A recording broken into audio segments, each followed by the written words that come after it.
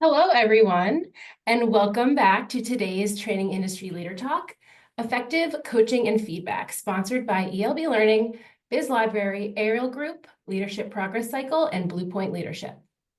I'm Emma, Marketing Associate here at Training Industry, and I'm thrilled to have you with us here today. Before we get started, I have a few housekeeping items to go over to help you interact with our speaker and get the most out of today's program. Throughout today's event, please feel free to use the chat for comments and submit questions in the Q&A panel. All of the questions will be addressed either during the event or at the end of the program during our Q&A section. At the end of your time with us, you'll notice a short survey will pop open in your browser, so please fill that out and share your thoughts on today's event. And as always, all of our sessions are recorded and will be archived on trainingindustry.com, and you as an attendee will receive a follow-up email from us with a link to the on-demand sessions. If this is your first Training Industry event, a special welcome goes out to you. Training Industry exists to make connections among learning and development professionals. We offer tons of resources to support your role in L&D through live events like today's Leader Talk, as well as through articles on our website, our magazine, our conferences, research reports, our podcast, and there's even more, believe it or not. We'd also love to hear about what you learned from today's session on social media, so follow us on your favorite platforms to continue the conversation. And now, without any further ado, it's my pleasure to introduce you to our speaker, Melissa Felps. Melissa is a marketing platform and operations architect at BizLibrary. With a special interest in how personal and societal factors influence the workplace, Melissa loves dusting off her psychology/sociology background to keep the human experience a priority in organizational strategies and initiatives. Outside of the office, she embodies millennial culture with a house full of plants, a penchant for iced coffee, and a signature peace sign for every occasion. Welcome, Melissa. We're so excited to have you with us here today. Excited to be here. Thank you.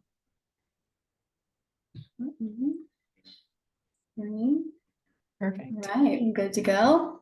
Awesome. Well, thank you so much, Emma, for that kind welcome. As Emma mentioned, my name is Melissa. I am in the marketing operations world over at BizLibrary, but I love all things psych, soc, org leadership. It really just makes my brain tick. So super excited to be here today talking to you about transforming feedback.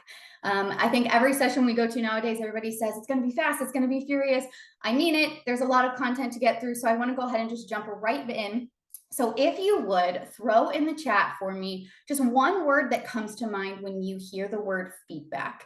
Maybe it's an emotion, maybe it's a person, a job title, a general adjective. Just what comes to mind for you when you hear feedback?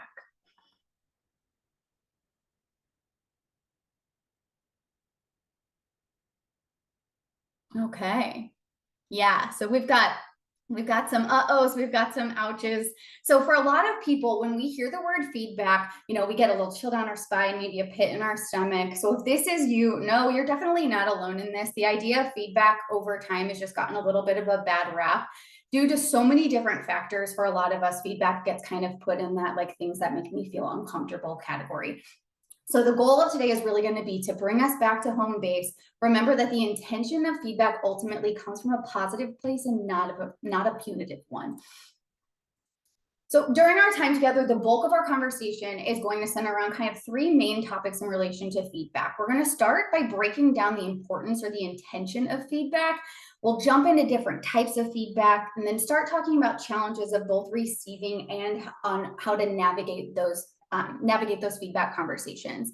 Before we wrap up, hopefully we have enough time to get in this. I want to talk through some common mistakes and some practical steps we can take when we're working to build and maintain a feedback-rich culture. So jumping right in, when we think about the intention of feedback, the original intention has always been to foster improvement or to assist in growing. So the literal definition, like if you type it into Google, it talks about information about reaction to a product or to someone's performance of a task, which is used as a basis for improvement. That basis for improvement part is in the literal definition. Now, unfortunately, whether it's through personal experiences, something we've witnessed, or something we've heard, feedback can sometimes almost feel like it's weaponized or like it's used to keep us from something or to make us feel small. but we know that that's not the point. So where this kind of muddy view of feedback starts from, it just comes from human error. Each and every person on this call, each and every person you see walking down the street comes with their own set of lived experiences, which is going to play a really important role in both how we give and how we receive feedback. Additionally, something really specific to the L&D industry, I mean, it's not specific, but we talk about it a lot, is skill gaps. We hear about them all the time. If you're a new manager, a new leader, or an individual contributor, it doesn't matter. If you have not seen a skill modeled for you, or you have not been given the tools to be successful when it comes to feedback, now we're just part of this ongoing cycle where feedback is not going to be able to operate as it's intended. So where we can all be part of breaking this cycle and working to create a culture of feedback and then maintaining it is going to start from breaking down its complexities and making things so that they're digestible and also actionable. So feedback can actually be broken down into kind of three main types for us. I love the power of three. You'll notice it come up a lot in this presentation. Each type of feedback, it comes with its own purpose, and it can be used in different scenarios to help us support that growth and improvement that we're looking for in our organization. Also important to note, and I want you to keep this at like the forefront of your mind through our whole conversation today, feedback is designed to be specific, timely, and ongoing. We don't want the first time we're hearing about something that we need to improve on to be in our annual performance review, right? If the first time we're hearing about it, it can kind of come at us like, nah, boo-boo. I've known how you could do your job better all year and I didn't tell you. Now, that's not the intention probably of the person who's giving us the feedback, but it does make that feedback come at us and feel punitive when it wasn't given the moment. We didn't have any power to change it through time. We had absolutely no strength in this. So as we talk through feedback today, remember that regardless of type, specific, timely, and ongoing. So first one off the bat, we're going to talk about appreciation feedback. Now, appreciation, it's all about valuing efforts, recognizing and valuing those achievements. It's probably the simplest form of feedback, but it can also be one of the most powerful because it acknowledges that hard work and contribution of your people. The idea of appreciation in general, it's meant to build morale and reinforce those positive behaviors. So taking time to make statements like, I really appreciate the extra effort you put in on that project. Your attention to detail made a significant difference in the process. Just taking the time to say that is going to go a really long way in making somebody feel valued and seen in like what they're doing actually matters. We've all been in some sort of session at this point about finding a meaning or finding a why in our careers while we're at work. Offering appreciation as a form of feedback can really assist in that and assist in making someone feel like what they're doing matters and that their input is valued and seen by the organization, which in turn, this is going to contribute to a positive environment and continue to grow those positive relationships. The more the environment improves, the more connected and valued people feel, and now the more they want to contribute. As they continue receiving this appreciation for what they bring to the team, we're now going to see that confidence begin to grow. And with more confidence, again, more improved morale, more improvement in performance. And now we've got high performers who are performing at an even higher level. It's all going to work together. And it comes from something so simple as seeing and noting what people do well and taking a second to tell them. Appreciation feedback. So moving away from that, we have coaching feedback. So coaching is going to focus on guiding and developing an individual. So whether that is to improve skills or improve a performance, appreciation feedback focuses what's already done well.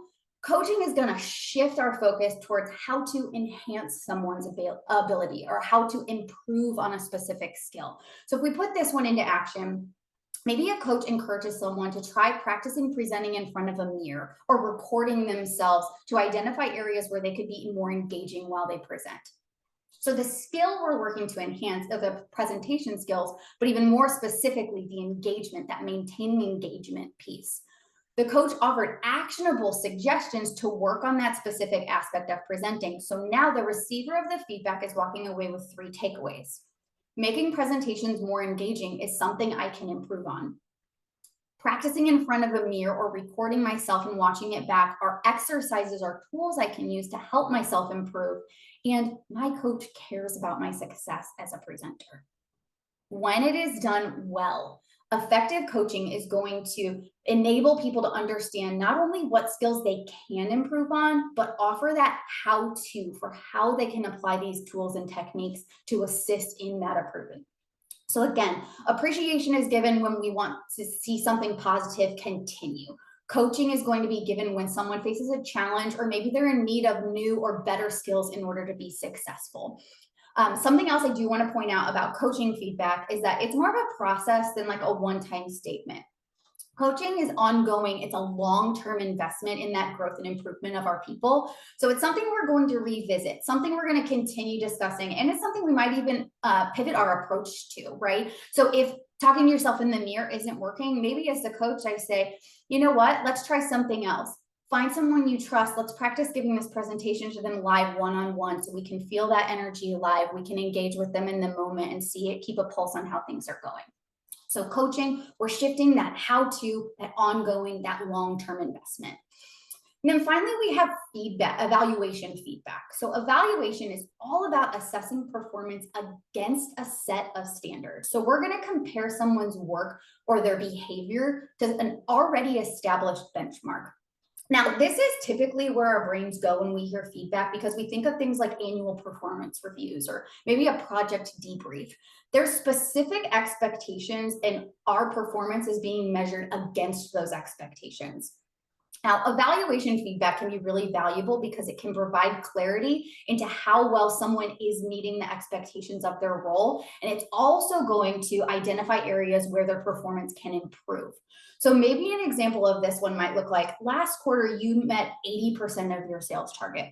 While that's a solid performance, aiming to get to that full target is going to be really important towards meeting our departmental goals.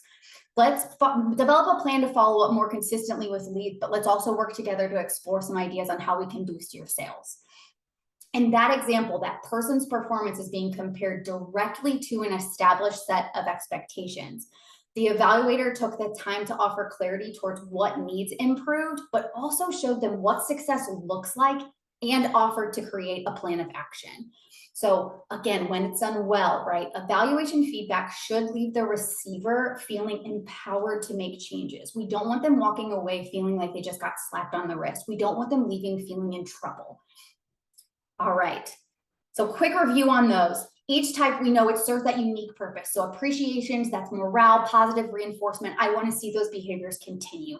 Coaching, we're going to guide our skill development. We're going to how-to long-term investment in that person. And then evaluation, we're going to use it to compare against a set of benchmarks that we've already established. By being able to recognize and apply the different types of feedback appropriately, we're going to be able to in turn create that culture of feedback, which is ultimately going to be a more constructive and supportive environment that promotes always the growth and success of our people. So, and we'll also see when we use these in conjunction, you'll actually find that each type of feedback can assist in the success of the other types. So if appreciation and coaching feedback have been given consistently throughout the year, when it comes time for that annual performance view or that evaluation feedback piece, we've already actually provided transparency into all of those measures, so there's absolutely no surprises coming your way. We've offered appreciation that tells me what I do well. I've been given coaching that highlighted areas that I need to improve. So now my evaluation feedback session is really operating more as a check-in on my progress. How are those steps working? How are those tools working for me? And how can I continue improving to ultimately meet those benchmarks? So we've touched on the different types of feedback. I want to shift gears just a little bit. And in the chat, on a scale of 1 to 10, I want to know how you feel being on the receiving end of feedback. So in this case, I want you to assume it's something you need to improve. So you're getting constructive feedback. 1 being, oh my gosh, that's the worst thing ever. I walk away feeling like a total failure. Or 10, you know what? I am a statistical anomaly. Never once in my life have I been given feedback that was hard to swallow. So 1 to 10, how do you feel? Oh, we see a 10. Good for you. Okay. I like it. Oh, we have a confident bunch here, but we do have a decent mix. Depends on how it's presented. So true. Very good. Not for the sake of criticism. Very true. Love it. So now, we have a decent mix. So in theory, we should, we feel like reframing feedback and just reminding ourselves feedback is positive. It's not punitive. It's supposed to help me grow. That feels like it should be enough. But as I mentioned, We all have those unique lived experiences, and feedback can ultimately trigger some really strong emotional reactions in us that can make feedback difficult to accept, even if it's constructive. So, sticking with the power of three, I want to explore three main types of triggers that might impact our ability to receive feedback, but also talk about some strategies we can use to work through them. So the first one I want to talk about is truth triggers. So truth triggers are going to get activated for us when the feedback we receive does not match the way we see the situation. It feels wrong or unfair somehow. That's not true. You don't know the full story. When feedback feels like it's missing the mark, this reaction is going to be really natural because our understanding or our perception of ourselves or the situation is being challenged. And when feedback feels like it doesn't align with our view of things, we're actually fairly likely to just reject it altogether. After my presentation, one of my colleagues says, "Oh my gosh, your presentation was way too detailed and hard to follow." Now, my initial knee-jerk reaction might be, "Oh my gosh, but I included all those details to be thorough, make sure I was understood. You don't understand where I was coming from." That would be a truth trigger in action. I'm feeling like the feedback is incorrect because I see thoroughness as a strength, not as a weakness. Now, could just completely reject this altogether, give into the truth trigger, fail to consider it, or we could use some strategies to help work through this to get to a point where I can digest this and maybe put it into action. So one of the first strategies we can look at is seek clarification. So instead of dismissing it altogether, ask some questions. Can you give an example or two of where you felt the details were too overwhelming? Or, I really want to understand your perspective. Do you mind sharing, where things got too detailed? Those are going to give me examples of their experience, right? Which is going to help me then to step outside my intention, step outside my experience and see things through their eyes. Now, we can also pause to just consider the possibility. Even if every fiber of my being wants to reject that feedback, I'm going to take a step back and just consider what part of it could be true. Even if I can't agree with all of it, is there any part I could learn from? Even a tiny, teeny, little bitty chunk that could ring true? Or are they actually completely off target? Finally, we want to check for blind spots. So in so many areas of life, feedback is not to be excluded. Our biases or those blind spots can prevent us from being objective about a situation. So when it's possible that our biases could be in the way, it can be helpful to just get a second opinion from someone we trust. So in this case, maybe I follow up with somebody and say, "Hey, during my presentation, did you find that there were moments that were too detailed or were difficult for you to follow?" And then I'm going to pause and give them the floor. I'm going to fight the urge to defend. I'm going to fight the urge to talk about my intention. I'm going to listen to what they have to say. Now, one final note here, just kind of with any type of feedback, it could be really helpful to just keep this conversation or this question in your head. I use this a lot. Would they have taken the time to tell me this if it didn't ring at least a little bit true for them? If it wasn't reflected at all of their experience, would they have taken the time? It's pretty rare that someone's going to take the time to tell you something if it's not at least a little bit true of their experience. So that can be a really helpful tool, a really helpful question to ask yourself in the moment. Would they have taken the time? We also have relationship triggers. So relationship triggers are going to get activated for us when our reaction to the feedback is ultimately influenced by who is giving it, not about the actual feedback. So maybe we have a complicated relationship with this person. Maybe we have a past conflict, we have a power dynamic, maybe we just have a lack of trust, or it could be a people allergy, which if you're not familiar with that term, people allergies is just somebody raises a response in you. They didn't necessarily do anything wrong, but there's just something about them that just doesn't jive. Now, sidebar, these are really, really worth exploring because they can reveal a lot about us and can be really beneficial on our journey to understanding ourselves better, but that is not the point of this presentation. But so we have past conflicts, power dynamics, lack of trust, people allergies. Those relationship triggers, they're more about the who than the what. So maybe I have a manager that I just feel like no matter what I do, they do not value anything I do. And they say, "Hey, I think you need to be more proactive in meetings." Well, my initial reaction might be, "Well, you don't ever appreciate anything I do, so why am I going to listen to you?" Here, the trigger and the reaction are pointing us to, it's pointing us that there's a problem in the relationship, right? We have some friction here that maybe we need to look into it a little bit. So how do we combat this relationship trigger? One of the first things we're going to do is we're going to work on separating that who from the what. Ask yourself, would I react differently to this if somebody else said it to me? By taking that step back to separate, it's possible we can take the feedback as it's intended and just move forward. And it also is going to give us the opportunity to identify that there are some areas of friction in this relationship and decide what kind of action, if any, we want to take to mend this relationship in the future. So similar to our truth triggers, we're going to also check our biases. Again, none of us are immune to how our experiences have shaped our perception of the world. So ask yourself, how might my biases toward the person giving the feedback be impacting my judgment? How is it impacting my ability to receive this feedback? And then finally, we can engage in a dialogue. I hinted at it a little bit when we talked about separating the who from the what, right? That helped us already to identify that we have that friction in the relationship. And if any relationship is strained, it's at least worth considering having an open conversation to address the underlying issues. And now I'm not going to sit here and tell you that I think that those conversations are easy. They're called difficult conversations for a reason, right? But the reality of conversations like that is if we had another option, we wouldn't be sitting here having this conversation. So starting there, naming where you're coming from, naming your intention, that can be a really great way to start repairing that relationship and hopefully moving toward a place where those relationship triggers are less frequent when we're receiving feedback from this person.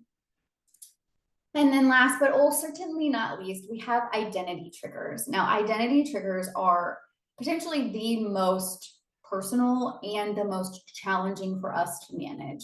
So identity triggers are going to activate when feedback threatens our sense of who we are. If feedback is hitting something that's central to our identity, so think things like your competence, your character, your values, that can cause a really strong emotional response because it can feel like an attack on our core sense of self. So, maybe I get feedback that I'm not a team player.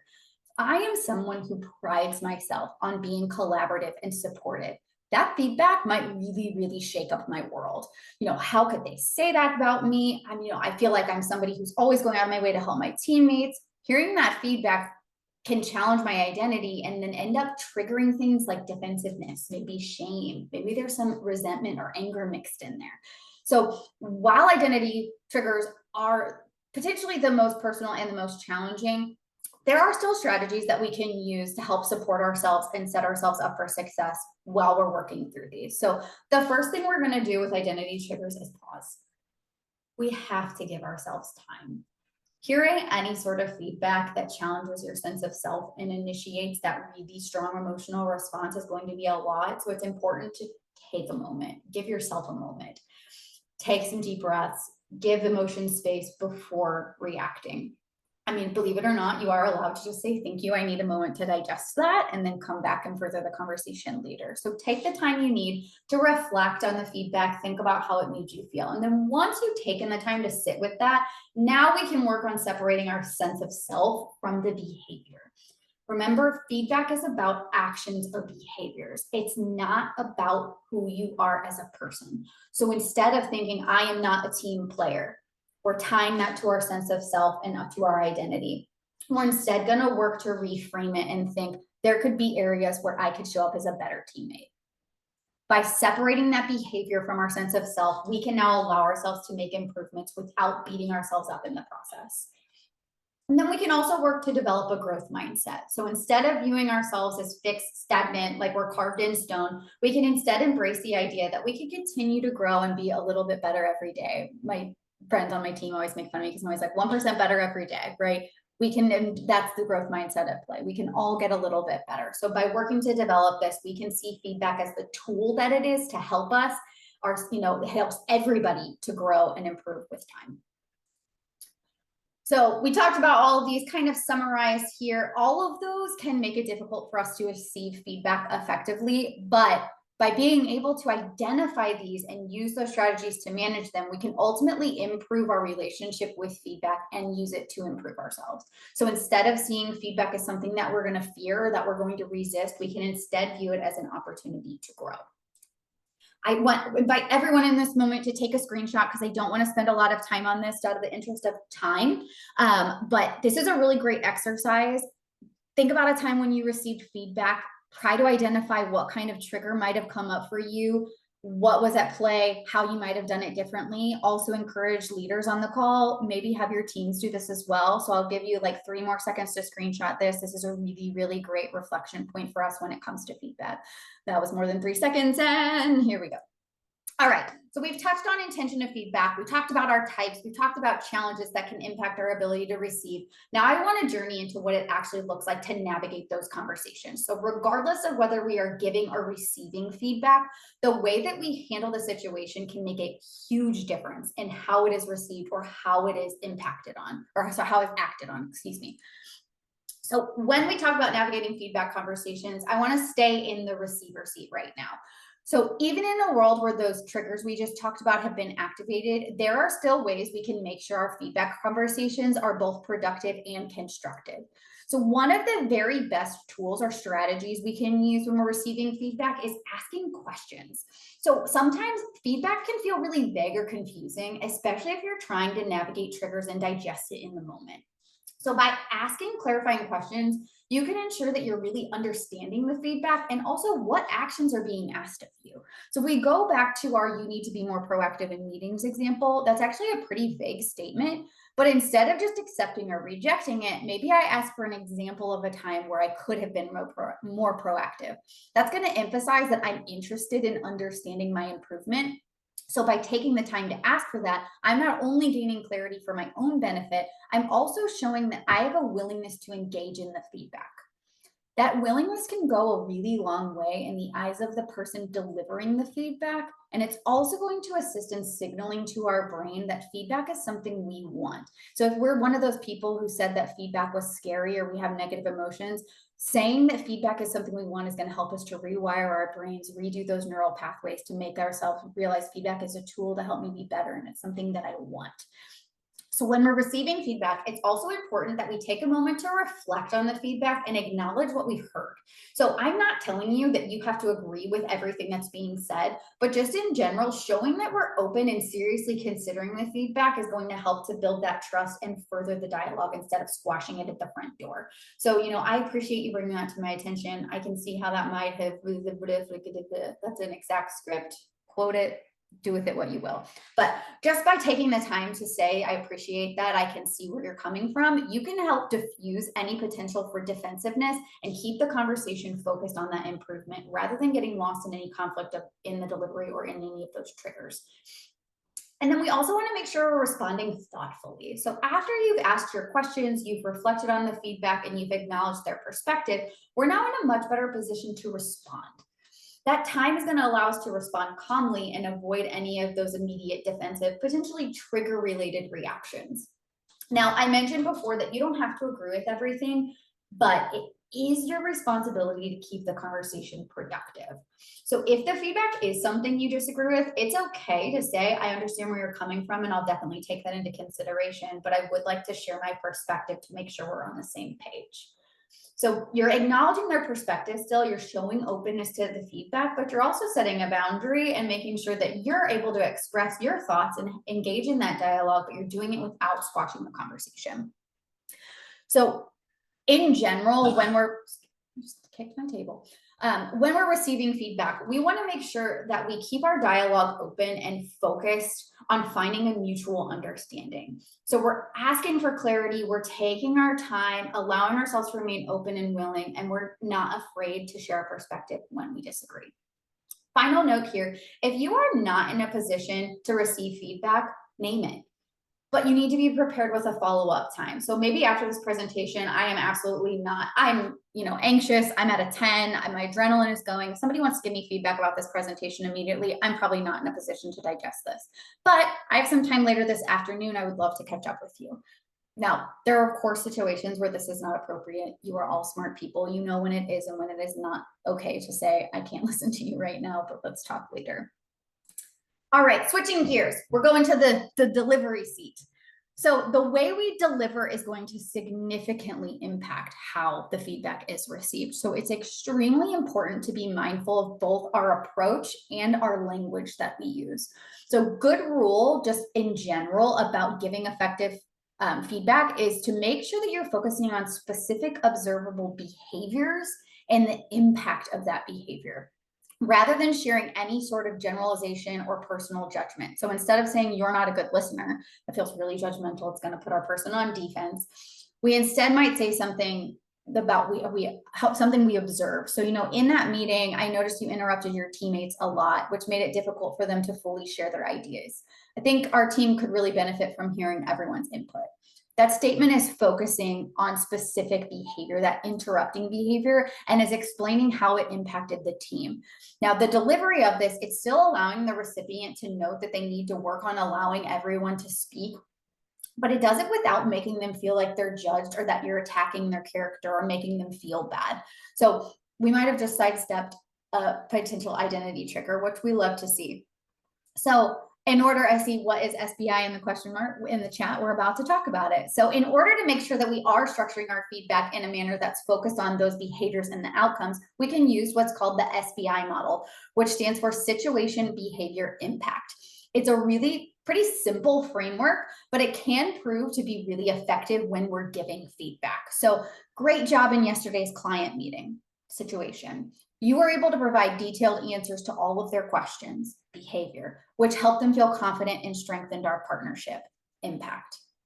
By following that framework, we're able to provide the context, highlight a behavior, and explain the consequence of that behavior, which is going to make it really simple for the receiver to understand and take any sort of actions with that feedback. And then with any feedback, we do want to make sure we're encouraging that two-way dialogue.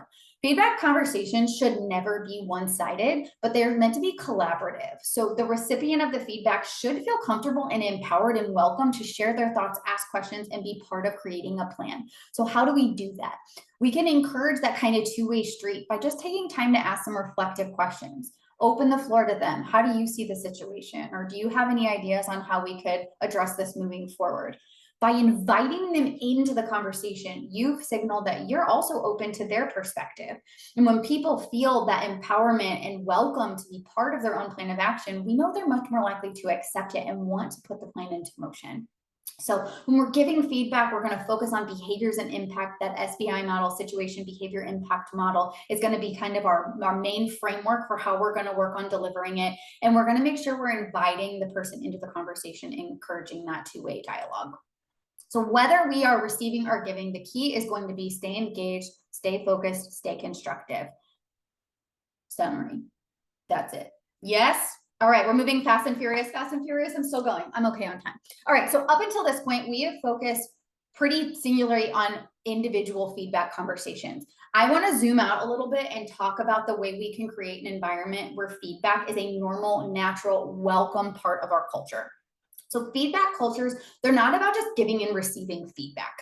It's about creating a setting where feedback is seen as something that we value. It's where continuous improvement and growth are something we celebrate. So how can we do that though? I love my threes. We're going to jump into each of these, talk about building feedback culture.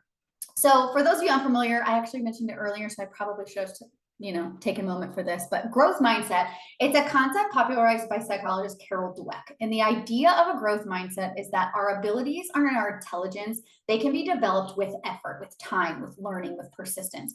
In contrast to something like a fixed mindset that would take the stance that your ability and your attention are predetermined, not something that you can improve upon. So maybe she's born with it, maybe it's Maybelline. Fixed mindset, maybe she's born with it. Growth mindset, maybe it's Maybelline. We can improve it over time. So in feedback-rich cultures, that growth mindset is going to be absolutely essential. The idea of that growth mindset is going to set us up to view feedback as that tool for improvement rather than just judging someone's natural ability. So we think about ways that practical steps we can take to encourage growth mindset in our organization. It's a great place to start is just by normalizing feedback as a learning tool. We've touched on this several times already, but when team members can view feedback as a tool and not as a critique on their person, that's when we really start to see culture of feedback where it gets to work at its fullest. We see that feedback culture come together. So we're making conscious efforts to position feedback as a regular part of learning, and that's going to help to alleviate any sort of anxiety or baggage that comes with feedback.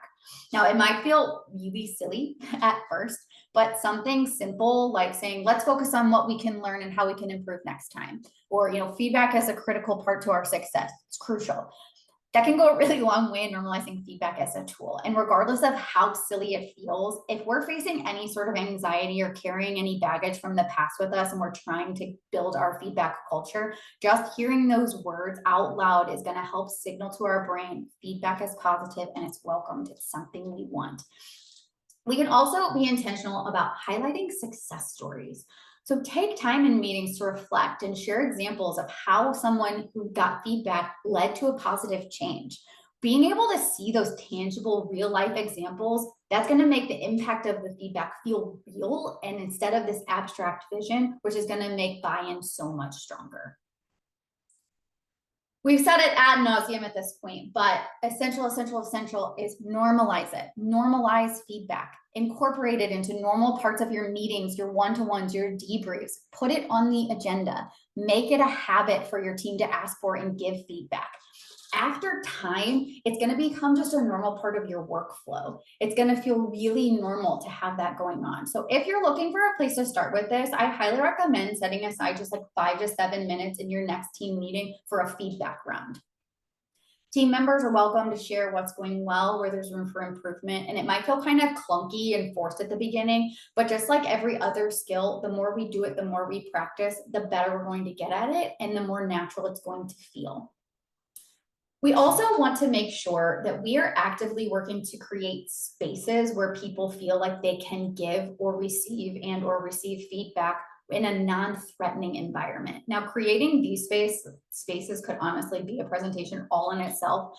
But just remember that when we're looking to create these environments, we want to make sure we're setting clear expectations for giving and receiving feedback. That we're going to show respect and consideration for all feedback. We're going to act on the feedback we're given. When people see that their feedback led to meaningful change, they're much more likely to want to share in the future. So like I said, creating those safe spaces for feedback, it could be a presentation all on its own. So if you have questions or want to talk about this further, please reach out on LinkedIn. I would be happy to continue having this conversation with you. I'd be excited by that. But for now, I want to stay focused on how we're going to build this culture. So we talked about growth mindset. We're talking about normal it. Last thing is feedback-rich cultures thrive on transparency and open communication. When people understand that the feedback process and feel like they're in a place to give and receive feedback threat-free, team members are much more likely to engage in those conversations honestly and constructively. So when we think through ways to encourage this environment, a good place to start is by making those expectations crystal clear. Clearly communicating expectations is going to remove any ambiguity, and it's going to encourage a culture where feedback is seen as a shared responsibility. So feedback is a two-way street. It's meant to be given and received constructively. We assume good intent when someone gives us feedback. Goal is growth. It's not criticism. There are tons of expectations and guidelines that we can set when it comes to making our expectations clear. So while you're doing your trigger exercise, because of course none of you forgot and you're all itching to go do it the second you hang up on this call, you also might take a moment to yourself, what are 3 to 5 guidelines that I would set for a feedback session to make me feel comfortable engaging in the conversation? And then leaders, I also invite you to extend that to your team. Ask them, what are some guidelines that they would put into place to make them feel safe engaging in feedback conversations? Now, it's also important that when we think about transparency and openness, for us to lead by example. So model the behavior we're wanting to see in other people. Now, this could end up being a top-down effect at the beginning. So showing that vulnerability, showing that openness to receiving feedback, and then modeling how we respond to it positively might assist in your team feeling empowered to follow suit. Additionally, when leaders openly seek and act on feedback, it sends a really powerful message that feedback is valued and respected at all levels at the organization. So it might start top down, but ultimately we want those arrows to go in all directions. So we put in all of this effort. How on earth do we keep it going? Because unfortunately, without continuous reinforcement and this ongoing efforts, feedback cultures can break down pretty quickly and we can find ourselves in old habits. So how can we be intentional about maintaining it? Regularly reinforce the value and importance of feedback in your meetings. Make it clear that feedback remains a priority and a valued part of the organization. So simply reminding people in team meetings that our strength lies in our ability to learn and to encourage each other. It's going to keep that feedback loop open and active and constructive. And that's going to go a really long way in keeping that feedback culture top of mind for members of the org. Now, we've touched on this before, but be intentional about following through on the feedback. Having tangible outcomes, and it can help and reinforce that culture. So allowing people to see or hear about examples where feedback was put into action is going to assist with that buy-in that we talked about. It's going to make people want to participate. And then another key thing here is have regular check-ins. Don't fail to follow up. Feedback audits can be really powerful. So schedule a time to discuss the culture itself, discuss feedback culture. So maybe this looks like a quarterly feedback health check where people share their experiences, address challenges, talk about what's working, talk about what's not working.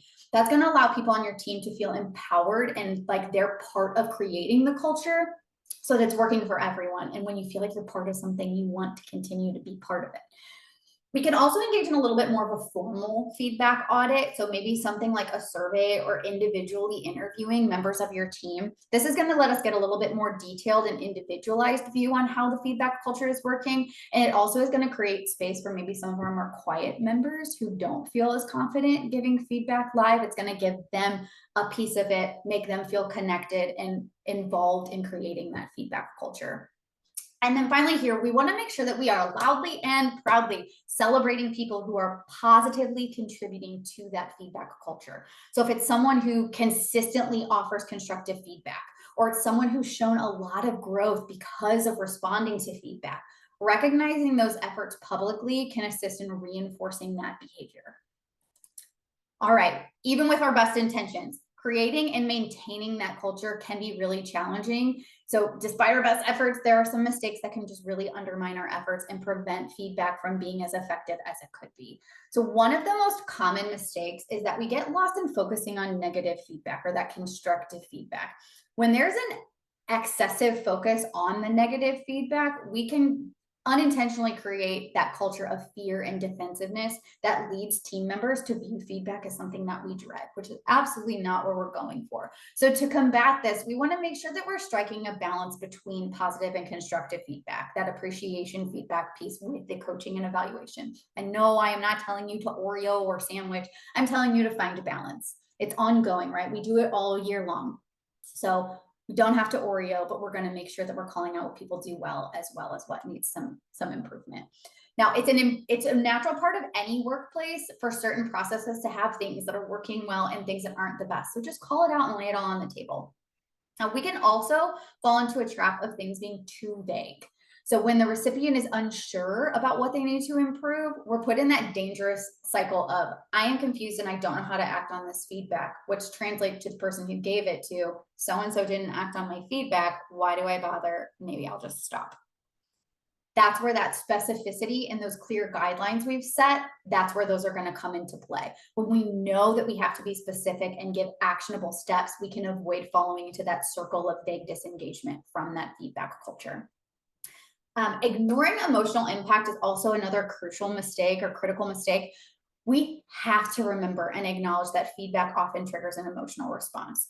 And if that emotional impact of the feedback is ignored, the recipient can become defensive and just they can completely block themselves off from accepting any feedback, which also is going to lead to that opposite effect of what we're looking for. We're looking to create an environment where people want feedback, not where they dread feedback. Also important, we're remaining,